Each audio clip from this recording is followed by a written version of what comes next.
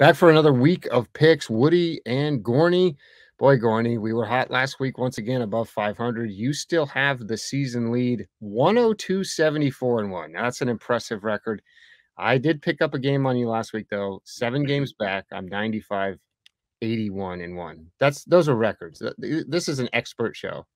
Yeah, we should get paid for this. We should have sponsorships. We should have it all.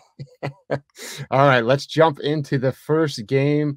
Boy, the one for the ages. Number 1, Tennessee. Boy, does it sound weird to say that. The Vols going on the road. The number has dropped to 7.5. Heavy action on the Vols here, Gorney. Yeah, and that means that I think while I love the Tennessee offense, I just have to side with Georgia here. Down to 7.5, which I don't love the hook. And there was a coach supposedly that came out this week and said he wouldn't be surprised if Tennessee scored 50 because Georgia's secondary sucks, which is beyond me. When everything looks like it's going one way, it goes the other. 77% of the public and 90% of the money, basically almost all the money bet is on Tennessee. I just don't see it. I'm taking the other side. I'll take Georgia. I don't love the number, but I'll take Georgia minus 7.5. This could be 42-34. Yeah, you know, I also am taking Georgia. It's weird because before the year I said I think Tennessee will beat Alabama or Georgia. They already beat one of them. So they got the dub under their belt. They're doing way better than anybody thought. I think the one thing I'm going to watch here is Georgia's team speed on defense. Now, not having Nolan Smith hurts, but I still think people are forgetting, like, Oregon's offense has looked amazing since they played Georgia. But let's not forget, they were awful in that Georgia game. Georgia's guys, we had Malachi Starks making his first career start, making insane interceptions. They've got 2 or 3 NFL draft picks in the secondary. Probably more than that, but I'm saying among their starters. So I could easily see the Vols being up 21-0 though, and me being like, oh man, no one could cover Jalen Hyatt. He's the fastest man in the world. But yeah, just when you tell me that 95% of the money's on the Vols, I'm sorry. I gotta go. I gotta do the Gorney method and go the other way. We also know that this is exactly the situation Georgia loves. All those kids are dogs. They want to prove and shove it up Tennessee a little bit and shut them down a little bit. And it's very Kirby-like. It's very Will Muschamp-like. I just don't. I mean, Tennessee could be this good and unstoppable. I'm going to let Georgia prove me wrong. Yeah, and boy, the Georgia media was just as excited that they were number 3. Oh, they were. I couldn't believe it. Salivating. Wait until Kirby sees this. It's like, all right, guys, calm down. But it's going to be a great game. I'm very excited to watch it. All right, next up, another good one. Alabama going to LSU. This one always close historically, but a 2-touchdown spread here, Gorney. Yeah, this is a little high for me. Man, this is one of those games though where you're like, oh, it's in Baton Rouge and it's, later in the day and all those kinds of things. Okay, I mean, Tennessee went in there and blew them out. They looked bad against Mississippi State. Brian Kelly's still trying to figure out exactly what he's got with these guys. I'm gonna take Alabama here. It's a big number. When it's big, it might be too big. I think Alabama goes in there and probably wins. Bryce Young's not going to be rattled. I don't love their offense. Their wide receivers are a little unsettled. Their secondary isn't phenomenal. But for some reason, this number looks too high, which means it's probably not high enough. I'm going to take the Tide. Yeah, the Tennessee game, of course, we know that I was saying pound the Vols going into that game. I just love that matchup for them. I like this one for Alabama too. I think Brian Kelly's done a good job. It's so interesting to see the LSU fans on Twitter that wanted to fire him, 2 weeks into the season are now like, oh, I thought Brian Kelly wasn't a culture fit. Look at us now, media. It's like, okay, can we calm down? He has more wins than Newt Rockney, but he doesn't know how to coach a football team. Right, culture fit. But I just think Alabama's on a mission here. I think coming back, I do have worry. I don't like the wide receivers. I agree with you, but I just think the overall talent too much here. I'll be rocking in Baton Rouge though, so it should be a fun game. Number 24, Texas going to Kansas State. Kansas State, a home underdog. Yeah, this is an interesting game because this is one of those games where, Kansas State has been playing really well. Everybody's excited about how it's going. Texas is coming off a loss, but they're also coming off of a bye. I'm going to side with Texas here. I'm not crazy about the pick. And the public seems to like Texas a little too much here for me. But if this is just basically a pick 'em, I'm going to take Texas. This is on my Costanza game of the week. I wanted to take Texas, so I'm taking Kansas State. I feel like I've been wrong on Kansas State every single week, no matter which side I'm on. So I actually do like what I've seen from Texas. I think they should have beaten Oklahoma State if they didn't have a defensive end playing tight end. Yeah. So give me Kansas State though. Take the points at home. A good rule in November. Number 21, Wake Forest going to number 22, NC State. These two teams inexplicably ranked by my account. NC State getting 4 points at home. Yeah, I don't know what to feel about this game. There's no real angle here. I'm sorry. Yeah, there's no real angle in this game. I don't know what NC State is right now without Leary. I'll just take Wake Forest. I mean, the game's at NC State and they're the underdog, but I'll take Wake Forest. I think they can outscore them a little bit, put the pressure on that way. I don't know if NC State could keep up offensively. I'll take the Demon Deacons. I'm actually going to take the points in NC State. MJ Morris looked really good when he came into the game. Who would have thought that the four-star quarterback from Atlanta might be better than a Charleston Southern walk-on grad transfer? I will not get why these coaches insist on it's like happened to Arkansas too, where it's like AJ Jefferson goes down. Well, let's get Cade Fortin, a walk-on transfer from USF on his third school. We'll put him in instead of Malik Hornsby. It's like put in the young, talented kid. What do you have to lose? I get you get a grad transfer to transfer in, but I'm sorry, the NC State, I think he's really talented, and I got to pick him as all my friends here in Atlanta were celebrating his game last week. Next up, Clemson going to Notre Dame, only 3.5 points. This line kind of jumped out to me. Yeah, this is a little fishy, and the money is favoring Notre Dame here, but I'm not buying it. This is one of the games that I might regret. This could be a 17-14 Clemson win and Notre Dame covers. But Marcus Freeman doesn't have a signature win. He hasn't faced a team this good. Going up to Syracuse and winning was impressive, but this is a little different. Clemson is incredibly physical, incredibly fast. And I think Dabo has been in this situation a million times. Don't forget when DJ stepped in for Trevor Lawrence after he went down with injured, or I forget what it was. He had a huge game at Notre Dame 2 years ago, really kind of sparked the start of his college career.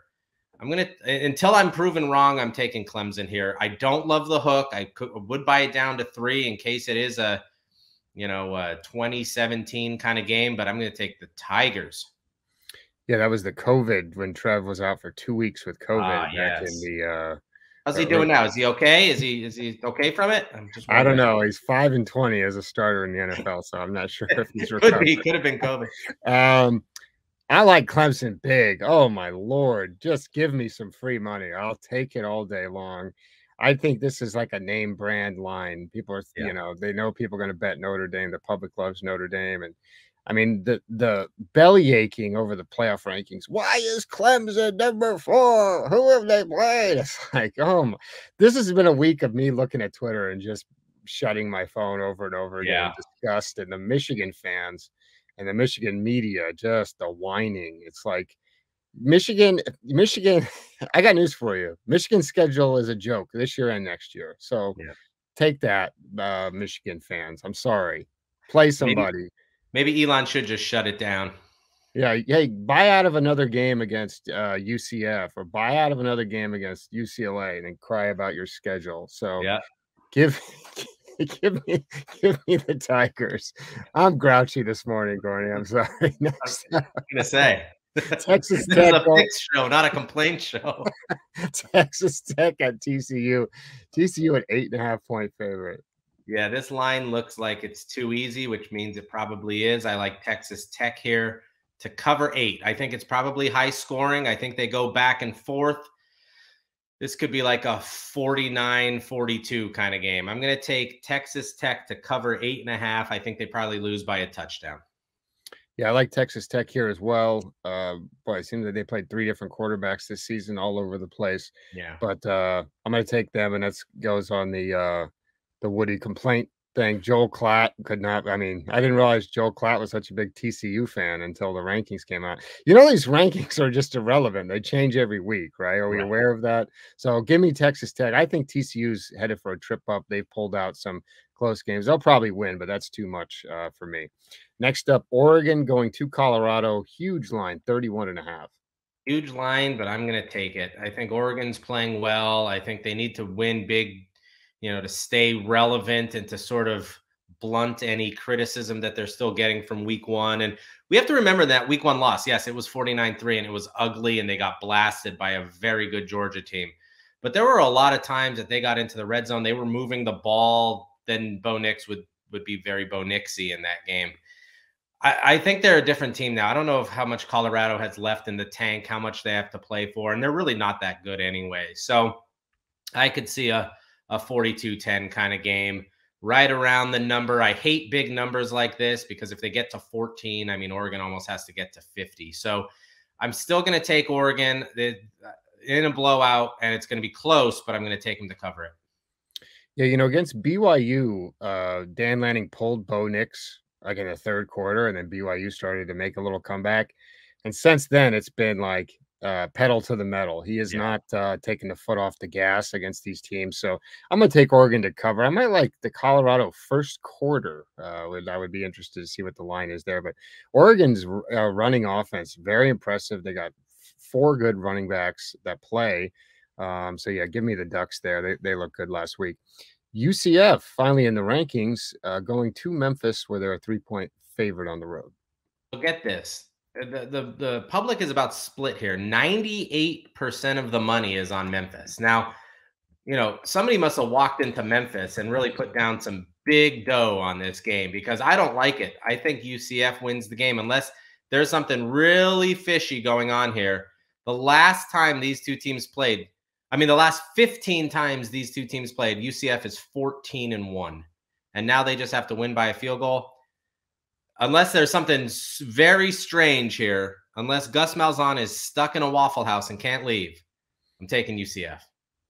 Yeah, was it Mark Cohn who was walked into Memphis and plays that bad? What a reference.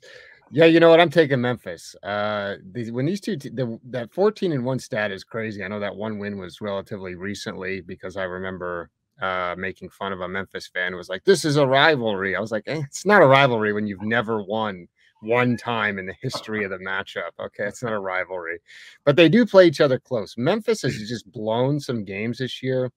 UCF kind of plays up or down to whoever they're playing, really, especially early. John Rice Plumlee, excuse me, was injured last week. Mickey Keene came in, beat the vaunted Cincinnati with the backup quarterback. But yeah, I'm going to take Memphis just because they're getting points at home. But UCF will probably win and then lose to, East Carolina again or somebody of that ilk. Number 2, Ohio State going to Northwestern. Yeah, another one where the line is just so massive. There's no real edge in this game. Oh, man, but Northwestern is bad. But, this is an early game. I don't think Ohio State's going to be all that up for it. I could see 45-10. Does 45-7 cover it? 45-7 would be a push, I think. Man, if Northwestern could score one time, Ohio State has to get to the higher part of 40. I'm just going to take Northwestern out of principle here that they just don't get completely wrecked. Yeah, you never know. Their defense sometimes will keep them hanging around in a game or get a few turnovers. I'm going to take Ohio State. Speaking of a murderer's row here of schedules, I couldn't believe they were ranked ahead of Georgia. That was the one that really caught my eye that nobody really talked about. But yeah, I like Ohio State. Blow it out. Keep it moving towards that inevitable matchup with Michigan. Number 17, North Carolina at Virginia, 7.5-point favorites on the road. Yeah, this is one of the games that I actually like in my personal life. If I did that, I like North Carolina here. I don't know why. and I'm probably going to switch because the money is a big flip here. But I just don't think Virginia can keep pace offensively. They haven't looked great. Brennan Armstrong hasn't looked all that comfortable. They don't have the weapons that they've had in years past, and North Carolina can score. Now, I will probably regret this because it's almost a principle that you take Virginia here with the public so heavy on North Carolina and the money so heavy on Virginia. But I'm taking Carolina. I'm going to take Virginia. Just that hook. You know, North Carolina is known for like these weird letdown games, especially against the spread. So yeah, give me Virginia to cover and North Carolina to win. Tulane in the driver's seat now for a potential whatever they call the big bowl games these days. New Year's Day, it's not on New Year's Day. They're going on the road to Tulsa and they're a 7.5-point favorite. Yeah, this is an interesting one because just as in principle, I'm taking North Carolina. I'm going to take Tulsa here. I've seen Tulsa play a few times this year, and they've been really not great, but that has been on the road. And at home, 7.5, I think it's probably sort of a choppy game. I could see 28-24. I think Tulsa keeps it close. Tulane sneaks out a win. But I don't know if this if this Tulane team is 7-1. I just don't know if they're at that level of ability. They've looked good against East Carolina and some teams, but I'm going to take Tulsa here plus 7.5.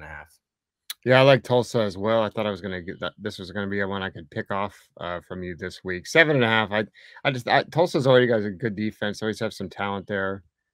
There's a hawk outside making noise. I do live in Atlanta here, hawk or a falcon. But yeah, give me Tulsa there to cover at home. Just that 7.5 is too much. Penn State going to Indiana. Indiana 13.5-point home underdog. Yeah, I think this line has a lot to do with now the public loves Penn State here, but I just don't know. And that line has dropped a little bit, which is a little curious. Penn State's kind of flirting with putting Drew Aller in the game instead of Clifford. I think that's an upgrade.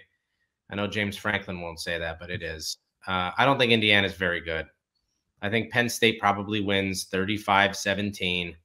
I'm going to take the Nittany Lions here, although I hate that I'm on the side of the public.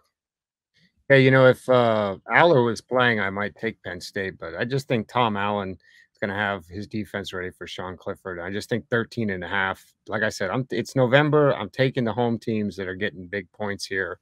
I just, to me, last week my friends were pressuring me. Let's bet on Penn State. Let's bet on Penn State, and I was like, I cannot bet on any games that involve Sean Clifford. I'm sorry. There's just no way. I cannot. He's on my Spencer Sanders all-star team. All right, next up, Michigan State at Illinois. 17-point favorite here for Illinois. Yeah, so, this is an interesting game because we all know what's going on at Michigan State. There's suspensions. They're getting into fights after getting blown out by Michigan. Who knows who's going to play? Illinois' defense is really, really good. All those kinds of things all together. That's a lot of points for Illinois, though. I'm still going to take it. I'm still going to take Illinois. I think this is kind of a low-scoring game. I don't know if Michigan State gets up for this game. I don't know what's going on inside the building this week, especially after the letdown last week when they put up the most fight in the tunnel against the Michigan players. I think it's like a 28-9 kind of game, which is a push, I think, if I have my math right. No, that's a cover. I'm taking Illinois. You give me Michigan State. I know it's a train wreck this week and the fighting and the pearl clutching over, everything. And it was stupid. It was, guys are going to do stupid things. One thing I've learned doing this job is stupid things are going to happen. But 17 points, I just don't. To me, that's a lot of points for Illinois, even as good as they are. I like Michigan State to cover on the road. Oklahoma State at Kansas. Kansas favored by a point. Yeah, I think this has a lot. This is one of those interesting games because, Kansas was playing so well, then they lost and kind of got deflated. Oklahoma State is coming off of a terrible performance against Kansas State where Mike Gundy basically admitted he didn't have his team ready and they got crushed. The public kind of favors Oklahoma State here. The money likes Kansas. Man, for Oklahoma State to lose 2 straight, for them not to bounce back after a really embarrassing performance against Kansas State in a pick'em game. I'm going to take the Cowboys until I'm proven wrong. I think Kansas is better. I just don't know if they're legitimately better than Oklahoma State in this spot. You mentioned, Kansas had such a good start to the year. Now it's like, okay, they got to get bowl eligible here. They're 5-3. I like this game at home. I think Oklahoma State kind of lost a lot of their goals after just that demoralizing loss last week. So give me the Jayhawks. Syracuse going to Pitt. Pitt, a 4-point home favorite. Yeah, this is a little bit of a surprising line. Syracuse came back to earth a little bit. I'm going to take Pitt at home. I don't love this game. I probably wouldn't be on any of my cards if I had a card. But I'm just going to take Pitt at home here. Syracuse has been a little exposed. Now that they've actually played good teams, they've lost. They looked very good at Clemson for long stretches there. They did not look good last week against Notre Dame. They're going to fight. They're going to battle. But I think this is going to be a close game, but I'll take Pitt -4. Yeah, top 10 pick Keaton Slovis, not exactly living up to that billing. Someone might want to tell some of the prognosticators out there that had that on their radar going back. He's just a 3-star, Gorney, and he's going to be a top 10 pick. Okay. That does not give me Syracuse. Next up, number 5, Michigan at Rutgers. Rutgers 26-point underdog at home. Yeah, Michigan. I'm going to take Michigan here. I don't think Rutgers has much left. They're not very good.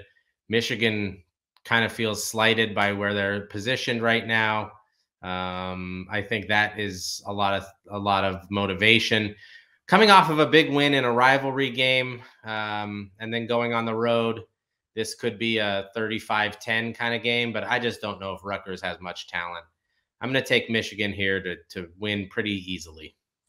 Yeah, I'm going to take Michigan as well. I just, I'm over Rutgers. I'm sorry, Rutgers. It's not me, it's you.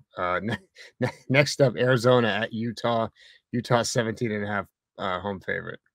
Yeah, if this game was in Tucson, I might look at Arizona, but I'm going to take Utah. Arizona can move the ball. They can make things interesting, but Utah always comes to play. The defense is very good. I don't love the hook, but I could see 35-17. So I'm going to take Utah. Arizona's getting there, but they're not there yet. Actually, like Arizona here. I'm still not sure what's going on with the quarterbacks at Utah. We had some misinformation. Oh, they made the broadcast team look bad against Washington State. That people were mad about that. So, yeah, I'm going to stick with the side of the media, and I'm going to take my boy Jaden DeLora, one of my favorite prospects ever. Give me 17.5 on the road. I'll take it. Cal going to USC. USC a 21.5-point home favorite. Yeah, this game is a late game. I just don't know. If this game was up in Berkeley, that they actually played pretty decently there. I just don't know if they have the firepower to stay. So if Lincoln wants to run it up a little bit, which he might, I'll take USC. The public loves SC in this game, but so does the money. Sometimes in these really late games, USC doesn't really deliver. I think we saw that against Arizona State earlier this year. And they kind of just come out flat a little bit, or they go up 28-0, and then it's all of a sudden it's 28-17 and all of those kinds of things. I think they stick it to them a little bit here. I don't think Cal has the horses to stay with them. I'll take SC. Yeah, it surprised me about Cal against Oregon. They couldn't run the ball. I mean, Yeah. Jaden Knott's been great all year, but he was Jaden Knott in that game. Very good. Against the Ducks. I'm going to take Cal 21.5. That hook gets me at 42-21 or something like late scores from Cal if they can against the backups. USC's on cruise control. So yeah, I like the Bears. Number 12, UCLA at Arizona State. This one's a weird one for me going. You talk about Pac-12 after dark, 11-point underdog. Yeah, this is another weird one. And again, a game where the public absolutely loves UCLA. Arizona State doesn't have much left. I'm taking the Sun Devils here. I think they get a little sneaky and they don't win the game. But if it's 11.5, I could see 35-24. So I'm going to take Arizona State. It's a late kick. I think they keep it interesting for a little while. I know Tempe isn't a big college town for partying and going nuts and those kinds of things, but they could be a pretty good crowd there if they want to show up for a Saturday night game. I'll take Arizona State here. Yeah, I don't know. I don't know when the last time you were in Tempe was, but I I see it don't never remember, be. that's for sure. It would be on my list of official visits. We'll put it that way. If I had my Right. 5 to take, it would be on there. So I'm going to take Arizona State. I like the over here in this game, though. Arizona State made a change at quarterback. Sorry to our guy Emory Jones, but the backup or the new QB has looked very good. I really like what I've seen from him. And they haven't quit, more importantly. So Yeah. I just think 11 points at home, once again, too much. So that wraps it up for this week's show. Tons of picks again, ton of games. Be sure to lock in, subscribe to our YouTube channel, listen to Gorney's podcast, Respect My Decision with Adam Gorney, and my podcast, Commitment Issues, where you can listen to the audio of this show as well. All right. Thanks, Gorney.